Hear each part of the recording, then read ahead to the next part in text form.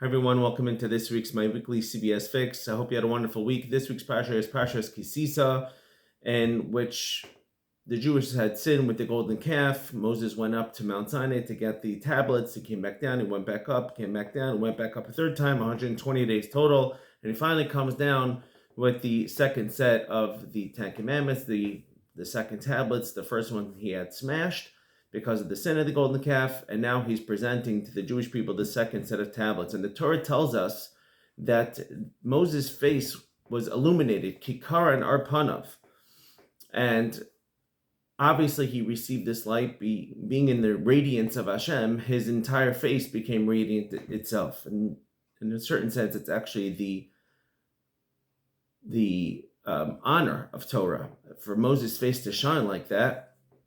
And like that, the people are able to see that he had spoken to Hashem. And the Torah then says that the Jewish people, however, were afraid of approaching Moshe. Why? Because they saw this brilliant radiance coming from him. And the question I want to share with you is, why were the people afraid?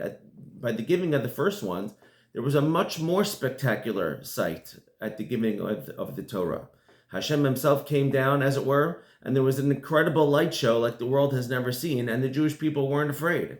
What happened over here that all of a sudden they were afraid? So the answer is, unfortunately, when a person sins, so his eyesight or his intellectual eyesight dims. And it's like being in a dark room. If you're in a dark room and you expose yourself to sunlight, it'll burn much more. But if you're outside all day or if you're in a bright room and you look at the sun, it doesn't nearly affect you as much. The Jewish people had sinned with the golden calf, and that brought down their spiritual level, down much more, as if they were darkened, and therefore they sinned. Nevertheless, they were obligated to learn Torah, and this is just one other idea I want to share with you, that it also states in the Medrash, the Torah anthology. He explains that on Mount Sinai, everybody was given their portion of Torah.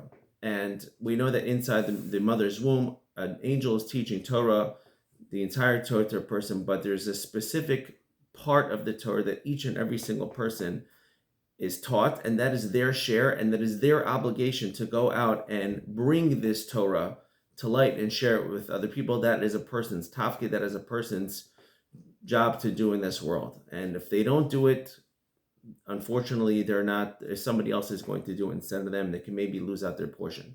Now, what that means is, even though it may be very difficult sometimes for us to learn Torah, nevertheless, there's a small part of you that could glean from Torah, and there's something that you can learn, something that only you can impart to others. It is your job to do. So even though we've sinned and we can't necessarily receive the light of Torah as much as once upon a time, nevertheless, this onus is still upon us, that we must do that. And then you got to plug in and you got to do as much as you can, and you got to at least grab that part, because there's something that will connect to you. If you try to do it, you will be able to. Like our sages tell us, if somebody says, I can't learn Torah, don't believe him. There's something that you can connect to, something that you can share, and something that you're obligated to share with others. That is your obligation. And if you do that, Hashem will shine a little bit of his countenance upon you, a little bit of his radiance, that you'll be able to do that. And hopefully you will have fulfilled your purpose in this world. Have a great Shabbos. Thank you for listening.